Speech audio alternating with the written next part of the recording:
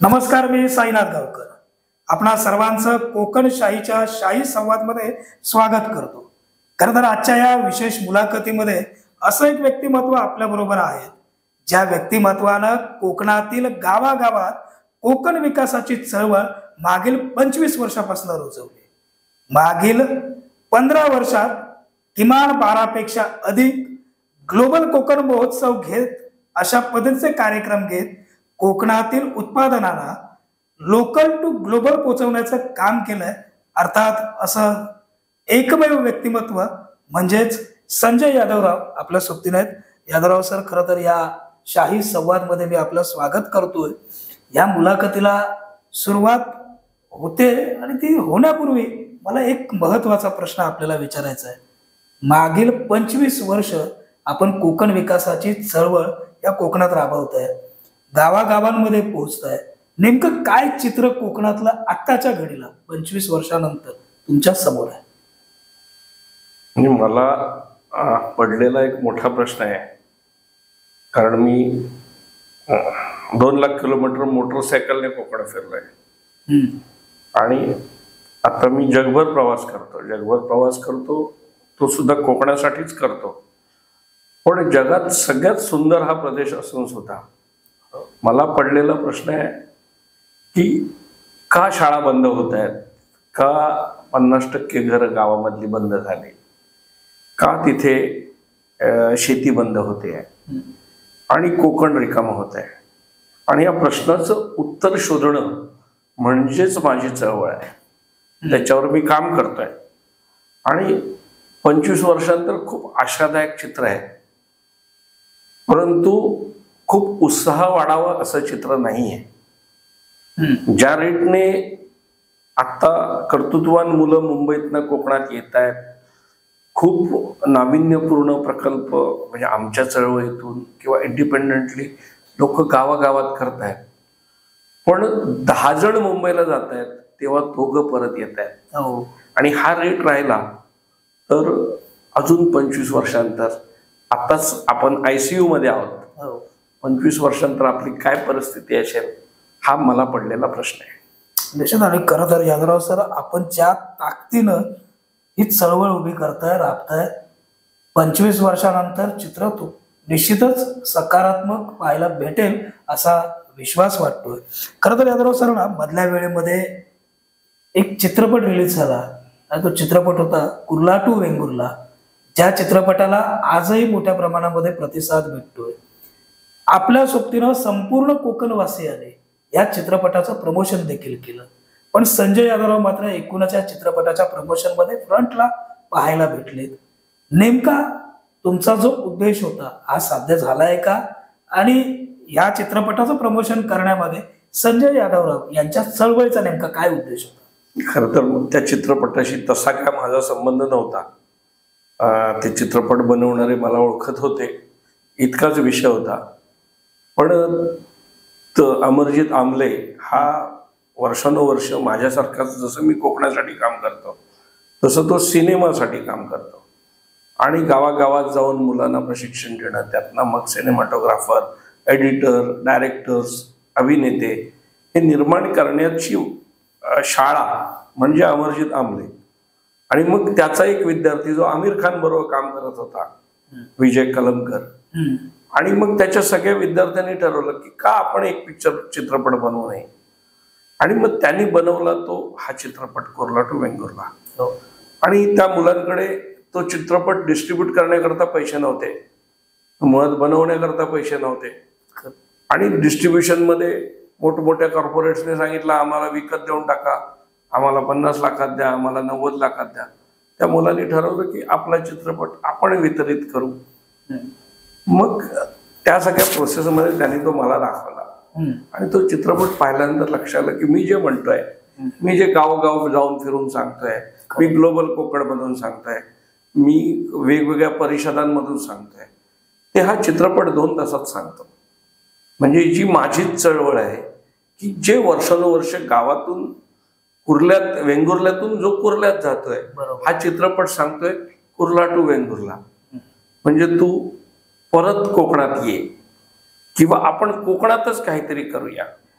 आणि मग कोकणातल्या मुली ज्यांना 12,000 रुपये पगार घेणारा आणि पिऊन म्हणून कॉन्ट्रॅक्ट सिस्टीमने काम करणारा आणि दिव्याच्या डोंगरावरून आणि बदलापूरवरून रोज ट्रेनने खेड्यामुंगीसारखा CST ला जाणारा, चर्चगेटला जाणारा असा तरुण नवरा म्हणून पाहिजे.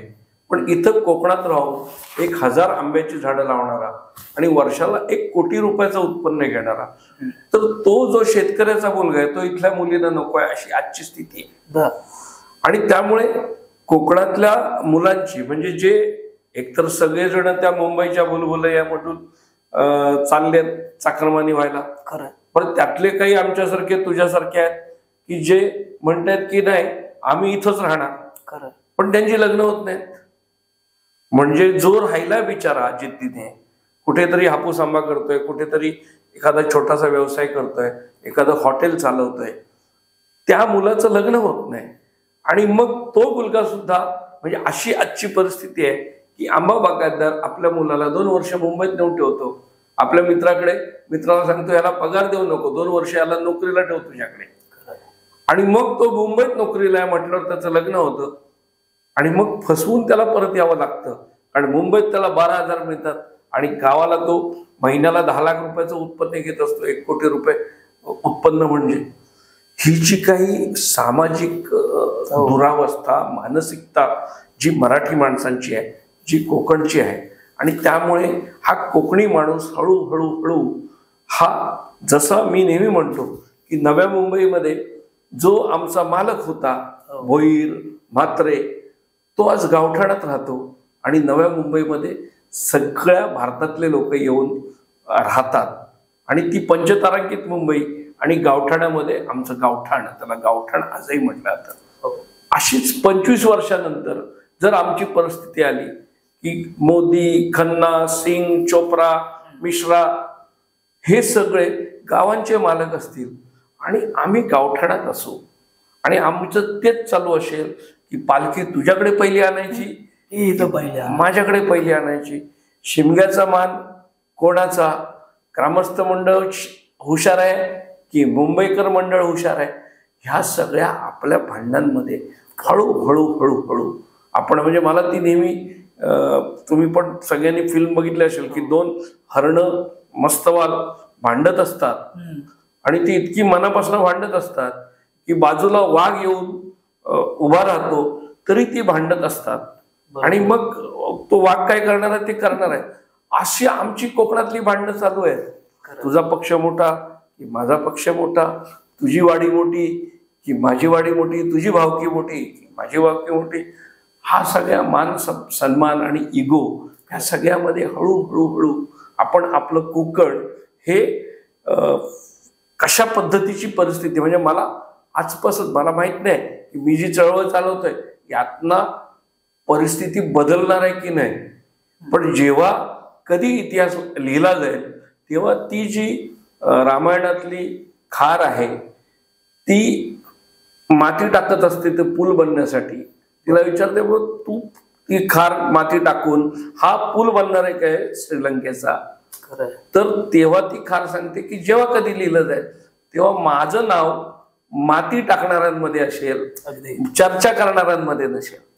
त्यामुळे ही माती टाकण्याचं काम मी करतोय, मला माहित नाही की ते किती यशस्वी होतं. पण खरं तर ना यादवराव सर, आजपर्यंतचा आपला जो एकूणच जीवन प्रवास आहे, हा जीवन प्रवास कोकण विकासाचं ध्येय याचसाठी आपण खर्ची घातला. तुमच्या नजरेतला त्या फ्रेम मधला नेमका कोकण विकास काय तो जाणून घ्यायचा. मला म्हणजे तुझ्या बरोबर पण माझे बऱ्याचदा मतभेद होतात या विषयावर. लोक म्हणतात मोठ्या इंडस्ट्रीज आल्यानंतर कोकणचा विकास होईल. मी खेडचा आहे, माझ्या खेडमध्ये 1 लाख कोटीची गुंतवणूक असेल, अगदी टाटा वशिष्ठीपासून नेरोलॅक आणि एक्सेल पर्यंत सगळ्या कंपन्या आहेत लोट्याला. पण मग माझं खेडमधलं स्थलांतर थांबलं का? जर ते स्थलांतर थांबलं नाही, आज आपण कुठे त्या एक्सेल मध्ये जा नाही तर टाटा वशिष्ठीमध्ये जा, तिथे 80% भय्ये काम करतात. नोकऱ्या पण परप्रांतीयांना, मॅनेजमेंटमध्ये पण परप्रांतीय, मालक पण परप्रांतीय, हप्ते थोडेसे स्थानिकांना मिळतात, काही स्थानिकांना कॉन्ट्रॅक्ट मिळतात. पण यातनं इंडस्ट्रीमधून विकास होईल हे मला मान्य नाही. ठीक आहे, एक आर्थिक ऊर्जा निर्माण होईल, देशासाठी इंडस्ट्रीज आवश्यक आहेत, देशासाठी एनर्जी आवश्यक आहे, हे सगळं ठीक आहे. पण माझ्या कोकणाचा विकास कशातून होईल? तर तो 3च विषयात नाही होणार आहे. आणि ते प्रूव्हन आहे. त्याला टाटा इन्स्टिट्यूट ऑफ फंडामेंटल रिसर्चच्या आणि TISSच्या सर्वेची गरज नाही. आज कोकणामध्ये एक 5 लाख फॅमिलीज ह्या माशांवर अवलंबून आहेत. कोकणामध्ये 4-5 लाख कुटुंब ही आंबा, काजू आणि चिकू या हॉर्टिकल्चरवरती आणि शेतीवर अवलंबून आहेत. आणि कोकणात पुढच्या काळामध्ये जर आपण नीट काम केलं तर 10-20 लाख कुटुंब ही पर्यटनावर अवलंबून राहतील. त्यामुळे कोकणच्या विकासाचे माझ्या दृष्टीने 3च मुख्य विषय. मला खरं तर एक मुद्दामून प्रश्न आहे मुलाखतीत आपल्याला विचारायचा आहे सर. आपल्या कार्यक्रमाला, ग्लोबल कोकणच्या कार्यक्रमाला अगदी महाराष्ट्राचे CM येत आहेत, DCM येतात, विविध खात्यांचे मंत्री महोदय येतात. 1-2 वर्षापूर्वी एक कार्यक्रम झाला होता आणि तेव्हा मुख्यमंत्री होते एकनाथ शिंदे, ज्या आपल्या मंचावरती आले होते आणि त्यांनी सांगितलं होतं की कोकण विकास प्राधिकरण म्हणून ते जाहीर होईल. जी आपली देखील मागणी होती त्या मागणीला त्यांनी प्रतिसाद दिला. तर कोकण विकास प्राधिकरणाचं नेमकं झालंय काय हो? म्हणजे ते काय सुरू झालंय, नाही झालंय, त्याला निधी भेटला, नाही भेटला, सगळं काय ते हवेत गेलं का, असा पत्रकार म्हणून मला प्रश्न पडला. तुमच्याकडे काय अपडेट माहिती? खरं ती माझीच मागणी आहे. माननीय फडणवीस साहेब आणि शिंदे साहेबांना लगेच पटलं आणि तुम्हाला सांगतो गेम चेंजर आहे. जर हे प्राधिकरण बनवलं गेलं तर हे प्राधिकरण कोकणची परिस्थिती बदलू शकेल. कारण दुर्दैव असं की इथला माणूस इतका उदासीन आहे ना की महाराष्ट्राच्या राज्याच्या बजेटमध्ये कोकणाला काही स्थानच नाही. म्हणजे सगळ्यांची काळजी घेतली जाते, साखरवाल्यांची, ऊसवाल्यांची, कापूसवाल्यांची, टेक्स्टाईलवाल्यांची, दूधवाल्यांची, परंतु कोकणातल्या आंब्याची, काजूची, पर्यटनाची काळजी दुर्दैवाने घेतली जाते. म्हणजे माझं खूप मोठं ऑब्जेक्शन आहे याच्यावर. तो माझा संघर्षाचा विषय आहे की महाराष्ट्र स्टेट फिशरीज कॉर्पोरेशन आहे, याला 0 बजेट आहे, पैसेच नाही. म्हणजे जिथे रोजगार कोकणामध्ये आहे त्याला ना पॉलिसी आहे, ना त्याचं प्लॅनिंग आहे, ना त्याच्याकरता बजेट आहे, ना त्याच्याकरता प्रशिक्षण आहे. बरोबर, मासे कोकणात आणि माशाची युनिव्हर्सिटी नागपुरात, असं एकूण नियोजन आहे. अशीच परिस्थिती आहे. हापूस आंब्याची आंबा काजू बोर्ड बनवलंय 10 वर्षापूर्वी पृथ्वीराज बाबाने. आजही त्या आंबा काजू बोर्ड चालू झालं नाही, त्याला 1 रुपया नाही. त्याच्या बरोबरीने आता कुठे काजू बोर्ड झालाय, मला थोडी आशा आहे की काजू मध्ये काही चांगलं काम होईल. आणि तिसरा विषय पर्यटनची माझीच मागणी आहे की पर्यटनासाठी आम्हाला स्वतंत्र पैसे द्या. आमचे पैसे पश्चिम महाराष्ट्रवाल्यांनी नेहमीप्रमाणे नेऊ नका. पण ती पर्यटन समिती बनवली, त्याने काय होणार नव्हतं, स्वतंत्र पर्यटन कोकणचं. पण ह्या 3ही गोष्टी एकत्र करण्याची क्षमता या प्राधिकरणामध्ये. आणि या प्राधिकरणाचं वैशिष्ट्य काय, जसं MMRDA मुंबईमध्ये नगरसेवकांनी आणि महानगरपालिकेने जेवढी डेव्हलपमेंट नाही केली त्याच्या काही पटीने MMRDA ने केली. कारण का, MMRDA हे स्वतंत्र प्राधिकरण आहे. ते जायकाकडून पैसे आणतात, वर्ल्ड बँकेकडून पैसे आणतात, खाजगी पैसे आणतात.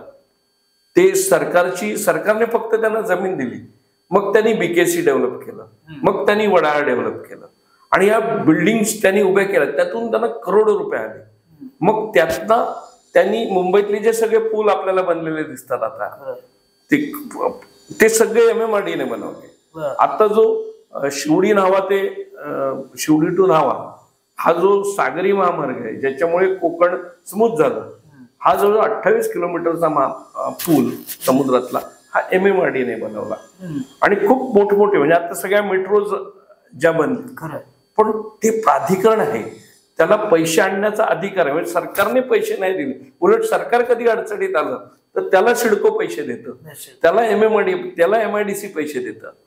त्यामुळे प्राधिकरण जर कोकणचं केलं आणि त्याला अधिकार दिले आणि ह्या 3 विषयांवरती या प्राधिकरणाने काम केलं, मी परमेश्वराकडे प्रार्थना करतो की कधीतरी हे प्राधिकरण होईल आणि त्यात काम करण्याची थोडीशी संधी जर मला मिळाली ना तर, कारण भाषण करून, आरडाओरडा करून काही साध्य होणार नाही. NGO म्हणून एक लिमिटेशन पर्यंत आम्ही काम करू शकतो.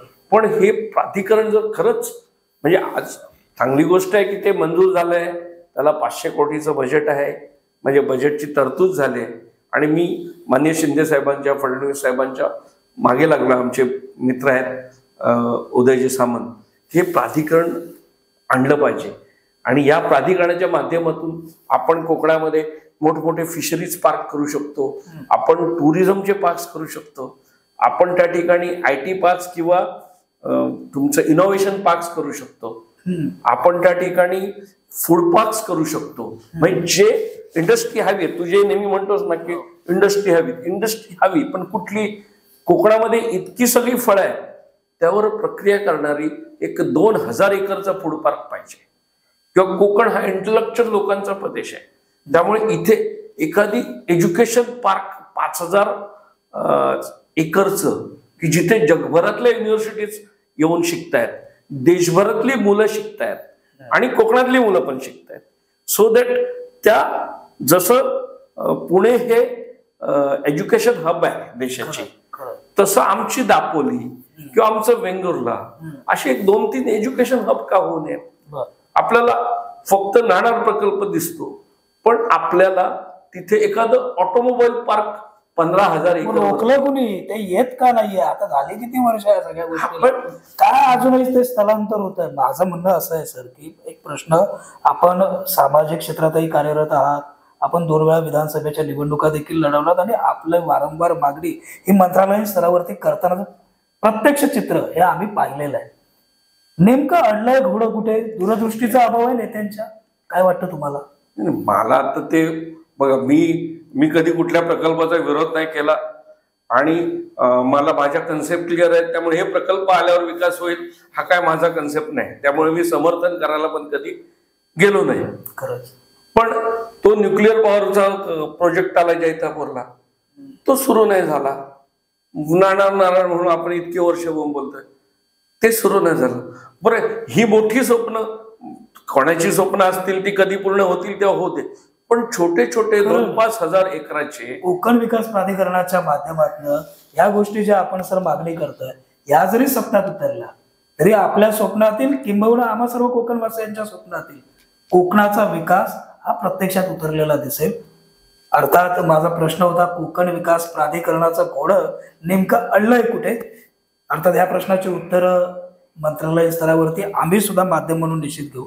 खरं तर यादवराव सर, मागील कित्येक वर्ष मुंबई गोवा हायवेचं काम रखडलेल्या स्थितीत दिसतं. सिंधुदुर्गात आमच्या बऱ्यापैकी हे काम पूर्णत्वास गेलेलं चित्र आहे, परंतु ते रायगड, ते संगमेश्वर भागात वगैरे हे अडकलंय काम. हे नेमकं कुठे घोडं अडलंय? आणि ह्याला नेमकी या नेत्यांची, राजकीय नेत्यांची दूरदृष्टीची ही कमी पडते का? तुमचं हे जे स्टेटमेंट आहे हे समस्त कोकणवासियांसाठी महत्वाचं आहे, म्हणून मुद्दा मला प्रश्न. मी सिंधुदुर्गातल्या राजकीय नेत्यांचं अभिनंदन करेन की त्यांनी मोजून 3 वर्षात हा हायवे पूर्ण केला. आणि मला वाटतं सिंधुदुर्ग जिल्हा, कारण हायवे हा शरीरातल्या ब्लड व्हेन्सचं काम करतो. जर रक्तभिसरण ठीक असेल तर तुमचं शरीर ठीक असतं. त्यामुळे हे सिंधुदुर्गात घडलं, हे रत्नागिरीत का घडलं नाही, हे रायगडात का घडलं नाही, याचं आत्मचिंतन तिथल्या लोकांनी पण करायला हवं. आता ते का घडलं नाही, कशामुळे घडलं नाही, या सगळ्या चर्चा करण्यापेक्षा आता ते घडलंय, आता त्याचा उपयोग कसा करून घ्यायचा याच्यावरती आपल्याला विचार करायला हवा.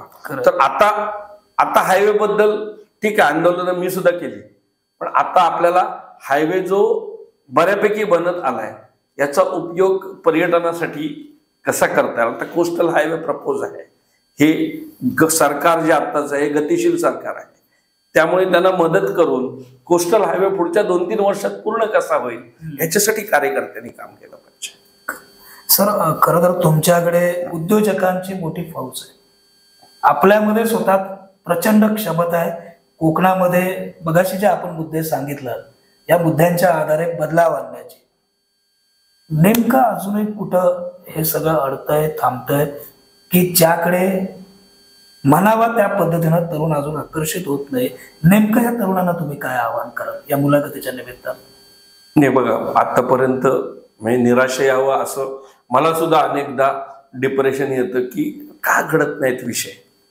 मी नेहमी अनधिकृत कोकण असं म्हणतो, की आम्हाला वायनरीला परमिशन घ्यायला 25 वर्ष लागली, आम्हाला हाऊसबोट घ्यायला 25 वर्ष लागली, आम्ही इथे आमच्याच जमिनीमध्ये जांभा दगड काढायचं म्हटलं तर आम्हाला अडवलं जातं, आमच्या नद्या वाळूने भरल्यात, सायंटिफिकली वाळू काढली तर नद्या पण मोकळ्या होतील आणि वाळू पण मिळेल, पण तिथल्या स्थानिक मुलांना अनधिकृतपणे हे सगळं करायला अलाउड आहे.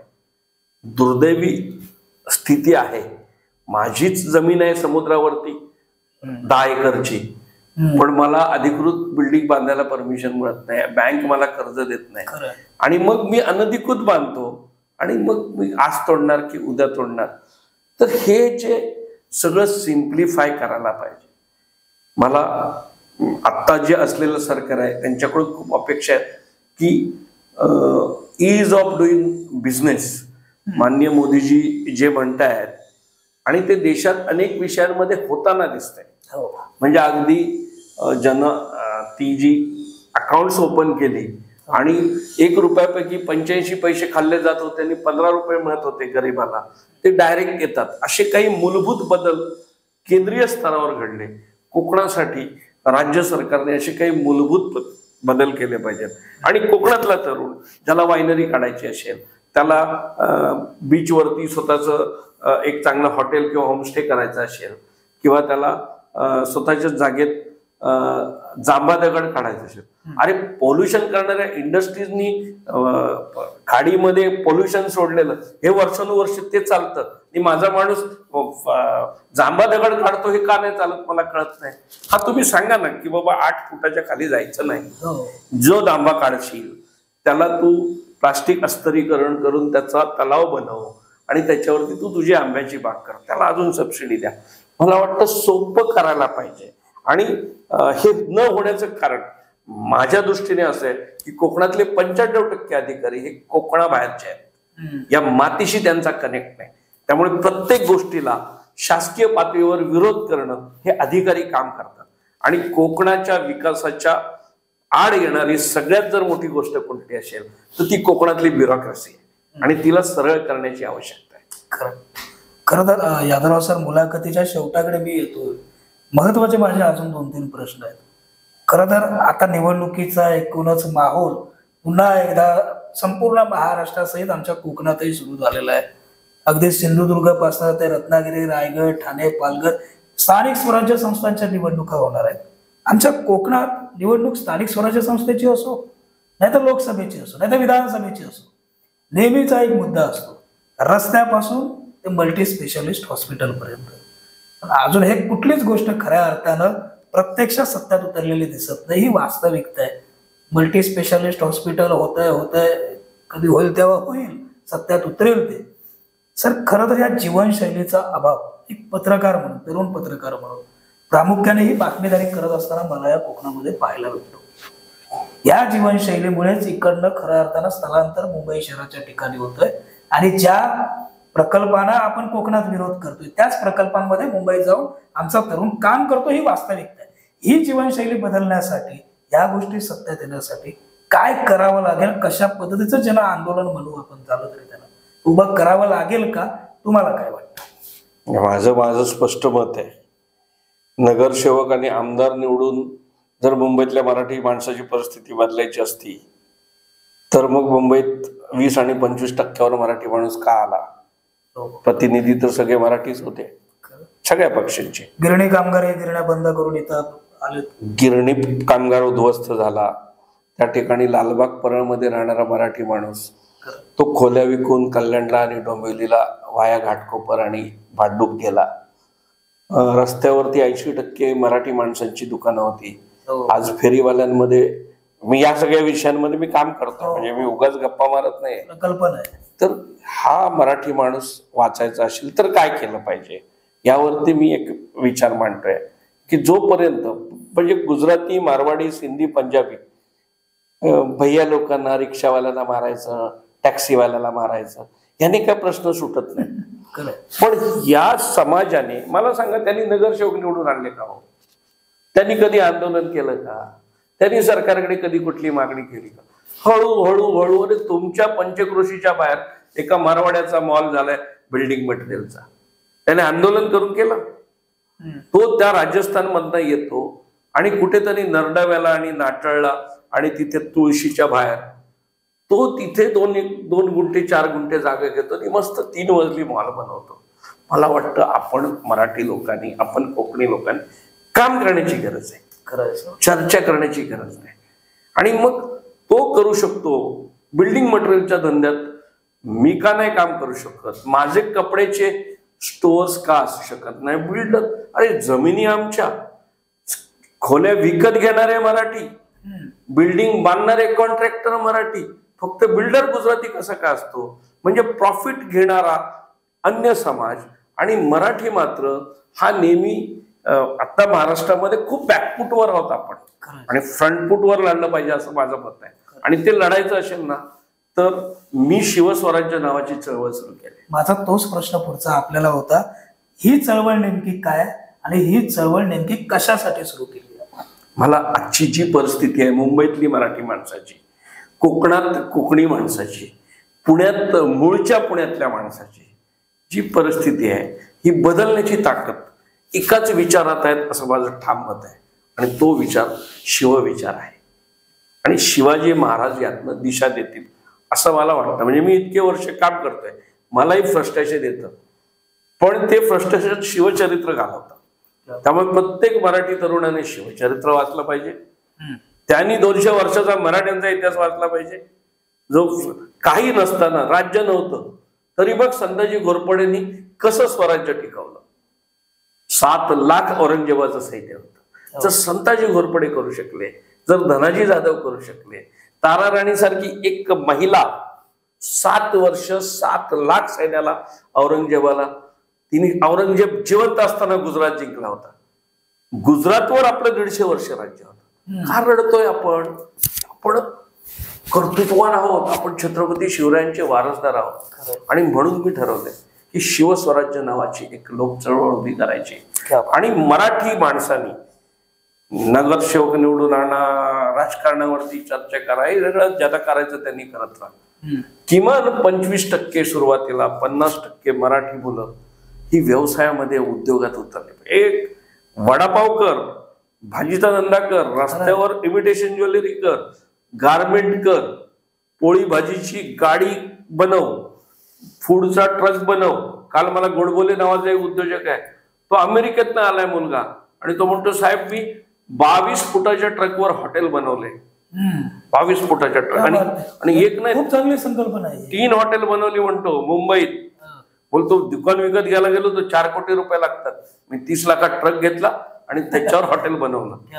जर अमेरिकेत नेऊन एक मराठी मुलगा करतो तर असे फूड ट्रक्स आपल्याला करता येतील. सो प्रॅक्टिकली या सगळ्या गोष्टी करणारी एक व्यासपीठ पाहिजे, जे राजकारणावर चर्चा करणार नाही, जे उगाचची आंदोलन करत बसणार नाही. त्यापेक्षा मराठी तरुणांना बरोबर घेऊन जे करतायत त्यांनी, जे नवीन करणार आहेत त्यांना मदत करायची. आणि कर्तृत्ववान मराठी मुलांची एक चेन नागपूर पासून वेंगुर्ल्यापर्यंत जर आपण तयार करू शकलो, मी सगळ्या महाराष्ट्रात नाही करू शकणार, पण मी महाराष्ट्रात आता म्हणतोय की माझ्या विचाराचे कार्यकर्ते एकत्र या. मी जे कोकणात करतोय, मी जे मुंबईत करतोय, ते तुम्ही पुण्यात करा, ते तुम्ही नागपुरात करा, ते तुम्ही विदर्भात करा. आपण सगळ्यांनी मिळून खाली मान घालून एक 20-25 वर्ष काम करूया. जसं गुजरात्यांनी केलं, जसं मारवाड्यांनी केलं. त्यांना मी त्यांचा कोणाचाही द्वेष करत नाही. मी राष्ट्रीय विचाराचा माणूस आहे, मी नेशन फर्स्ट वाला माणूस आहे. पण महाराष्ट्रात पहिला हक्क मराठी माणसाचा, कोकणात पहिला हक्क आमच्या कोकणातल्या पोरांचा. इथल्या नोकऱ्या कोकणातल्या मुलांना मिळाल्या, विदर्भातल्या नोकऱ्या विदर्भातल्या मुलांना मिळाल्या पाहिजे. त्यामुळे ह्या सगळ्या मुलांनी एकत्र येऊन करायचं ठरवलं. आणि तुम्हाला सांगतो, मी जी शिवस्वराज्य नावाची चळवळ चालू केली, या चळवळीचा प्रमुख कुठलाही माणूस नाही. ही चळवळ छत्रपती शिवरायांच्या नेतृत्वातच चालेल, ही संकल्पना म्हणून मी मांडतोय. माझ्या स्टेजवर फक्त छत्रपती शिवराय हे सिंहासनावर बसलेले असतील. आणि एकदा सगळ्या मराठी माणसांनी एकत्र येऊन हर हर महादेव म्हणा, बघा कसा फरक पडतो. सुरुवात तर करूया. यादवराव सर, एकूणच या मुलाखतीमधला अगदी शेवटचा माझा प्रश्न आहे. आताच्या घडीला जलवाहतूक सुरू होते, अर्थातच हे दिवा स्वप्न सत्यात उतरलंय. अवघ्या काही दिवसात हे सुरू होईल. चिप्पी पाठोपाठ रत्नागिरी देखील सुरू होईल. एवढे सगळे सकारात्मक बदल घडत असताना राजकीय पातळीवर असेल किंवा आम्ही कोकणी माणूस म्हणून आमच्यात नेमके काय बदल झाले पाहिजेत, आपली इतक्या वर्षाची ही तपश्चर्या, चळवळ म्हणण्याऐवजी मी त्याला तपश्चर्या म्हणतो, ह्या तपश्चर्येतनं तुम्ही आम्हाला नेमकं काय उद्देश कराल ते जाणून घ्यायचं. मी मुद्दाम सांगेन की विद्यमान सरकार आणि इथले पालकमंत्री, चारही पालकमंत्री, पालघरचे गणेशजी नाईक आहेत, आदिती आणि भरत शेठ रायगडात आहेत, उदयजी सामंत रत्नागिरीत आहेत आणि इथे नित्याजी राणे आहेत. खूप एफिशियंट पालकमंत्री आपल्याला सापडले. पहिल्यांदा जलवाहतुकीचं स्वप्न हे पूर्ण करण्याचं काम नितेश राणे यांनी केलंय. ज्या गतीने ते सुद्धा काम करतात आणि लोकांनी सुद्धा एक निगेटिव्हिटी सोडून जितकं तुमचे पक्ष काय विचार वगैरे काय जे असतील ते असतील, पण जर काही चांगलं घडत असेल ना तर आपण सकारात्मकपणे त्याला सामोरं गेलं पाहिजे. आणि हे सगळं घडणार असेल ना तर मग जमिनी विकणं बंद करा आणि काय करता येईल याची चळवळ करूया. म्हणजे व्रणं बंद करूया, उगाचची निगेटिव्हिटी बंद करूया. आणि मग काल मी कोठारवाडीमध्ये गेलो होतो, गिर्यामध्ये. काय सुंदर समुद्रकिनारा आहे, पलीकडचा ओरशीचा समुद्रकिनारा, तुझ्या गावातला समुद्रकिनारा आहे, केवढा सुंदर समुद्रकिनारा. बस एक बॅकवॉटर, एक समुद्रकिनारा, एक 200, 500, 1000 कोटीची इकॉनॉमी देऊ शकतो. शेवटी काम करूया ना एकत्र येऊन, सगळ्या पक्षाच्या लोकांनी येऊन. काय हरकत आहे, एक पुढची 10 वर्ष एकत्र निवडणुकीच्या वेळी तुमचे पक्ष तुम्ही घेऊन बसा. पण जर आपण एकत्र काम केलं आणि कोकणातले जे इफिशियंट लीडर्स आहेत ते सगळ्या पक्षामध्ये असतील, त्यांची मदत घेऊ आपण आणि त्यांना हे सगळं करायला भाग पडू. आपल्या आंब्याकडे लक्ष देणार नसतील तर ते लक्ष द्यायला भाग पडू. पण सर्वांनी एका प्लॅटफॉर्मवरती सकारात्मक दृष्टिकोन घेऊन, जसं गुजराती, मारवाडी आणि अन्य प्रांतीय लोक केवळ आर्थिक उन्नतीसाठी काम करतात, असं आपल्याला पुढची 25 वर्ष आपल्या स्वतःच्या, आपल्या गावाच्या, आपल्या परिसराच्या आणि आपल्या कोकणच्या आर्थिक उन्नतीसाठी काम केलं पाहिजे. सिंगल लाईन अजेंडा पाहिजे, तरच आपलं कोकण ट्रान्सफॉर्म होईल. यादवराव सर, खरं तर आपली ही मुलाखत आहे ना, हे खरं तर संपूर्ण आहे असं मलाही वाटतंय, आमच्या कोकणशाहीच्या दर्शकांनाही वाटतंय. परंतु वेळेची मर्यादा आहे, त्यामुळे या मुलाखतीला या ठिकाणी स्वल्पविराम द्यावा लागतोय. परंतु जे काही आपण या ठिकाणी व्यक्त केलं या कोकणशाही मंचाच्या माध्यमातून, ही आपली तपश्चर्या आणि तपश्चर्या निश्चित कोकण विकासाच्या रूपाने ते फळाला येऊ अशा पद्धतीच्या सदिच्छा देखील देतो. आपण या मुलाखतीमध्ये पूर्ण वेळ थांबलात आणि अर्थात ही मुलाखत यशस्वी केला त्याबद्दल आपल्याला देखील धन्यवाद देतो. आपण कुठेही जाऊ नका, पाहत राहा चॅनल कोकणच्या समृद्धीचं कोकणशाही. धन्यवाद.